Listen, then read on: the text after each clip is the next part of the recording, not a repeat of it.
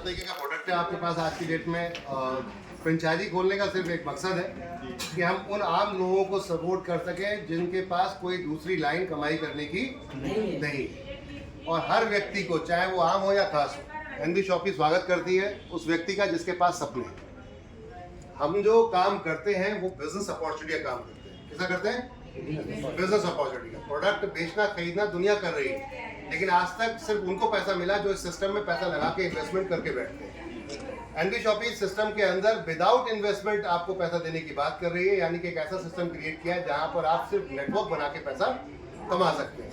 बहुत सारी company network marketing में आज की डेट में नेटवर्क बनाकर काम कर रही है, प्रोडक्ट अपना बेचती है।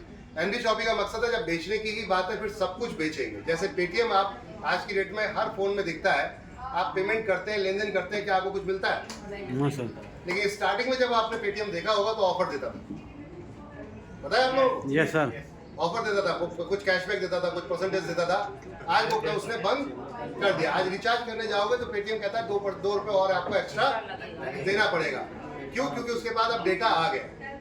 क्या आ गया? डेटा आ गया। वो डेटा लाने के लिए पैसा खर्च कर रहा है अपने पास से।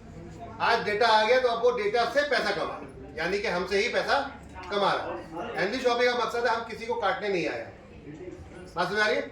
किसी के पीछे हम यहाँ पर किसी को चूना लगाने नहीं आए। हम सिर्फ यूनिटी, एकता बनाने आए। अगर एक हो जाए हम सब तो इतिहास बदल सकते हैं। 1 किलो चीनी खरीदने पड़ोस की दुकान में जाओगे, कोई बार्गेनिंग नहीं कर पाओगे। 1000 किलो लेने जाओगे तो बार्गेनिंग कर पाओगे।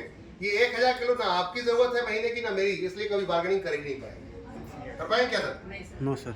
लेकिन अगर 1000 परिवारों को कन्विंस कर लिया जाए और उनसे इतना बोल दिया है कि अपनी सिर्फ सेल का, अपनी जो परचेज का वो अधिकार मुझे दे दो। क्या करना है? अधिकारी तो देना है। आप मत जाओ दुकान, मैं जाता हूँ आपकी जगह और मैं लेकर आता हूँ। जो आपको 45 रुपए में चीनी मिल रही है मैं 44 में लाके दे देता हूँ। क्या बुराई है? और वही मार्केट में अगर 40 रुपए में होलसेलर से मिल रही है या आप डिस्ट्रीब्यूटर से 40 में मिल रही है, तो बीच का जो गैप है 4 रुपए का, वो आपस में बांटा जा सकता है। ये अकेले पॉसिबल नहीं था, लेकिन अगर मिल जाए तो ये पॉसिबल हो सकता है। तो एनबी शॉपी सिर्फ और सिर्फ एक संगठन पे काम कर रही है। किस पे कर रही है? संगठन। और हम संगठन उन लोगों का बनाने जा रहे हैं जो जंगल के अंदर खुले साड़। बात समझ में आ रही है? Yes sir. जो किसी की नहीं सुनते।